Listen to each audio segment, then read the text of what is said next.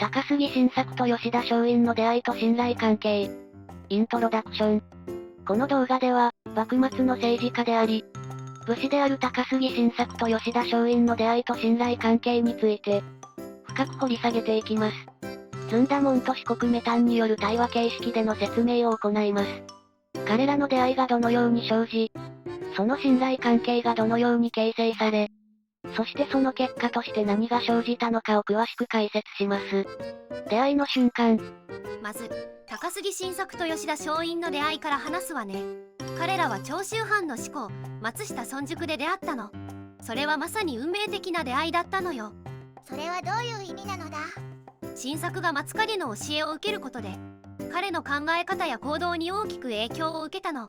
晋作は松影の教えを通じて、多くの新たな視点と考え方を得ることができて、その結果、彼の行動と思考が大きく変わったの。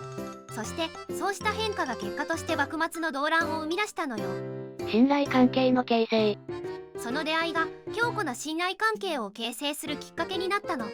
晋作は松影の教えに深く感銘を受けて、彼の下で学ぶことを決意したの。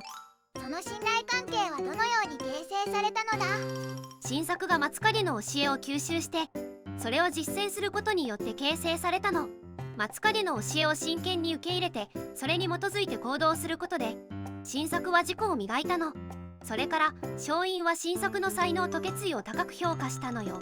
その結果、2人は互いに深い尊敬と信頼感を持つようになったの。彼らの信頼関係の影響。この信頼関係は彼ら自身だけじゃなくて、周囲にも大きな影響を与えたの。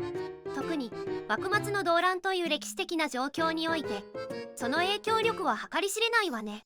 どんな影響があったのだ？晋作と松影の信頼関係は、長州藩の政策や動向に大きな影響を与えたの。晋作の行動は松影の思想に基づいていて、それが長州藩の政策や動向に影響を与えることになったの。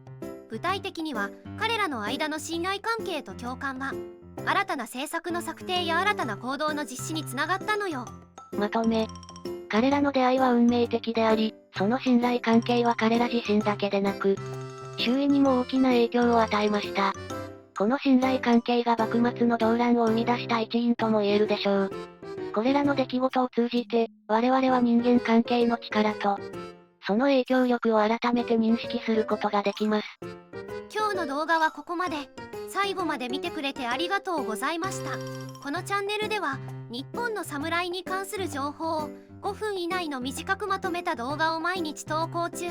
日本の歴史に興味があるなら、チャンネル登録や他の動画も見てみてね。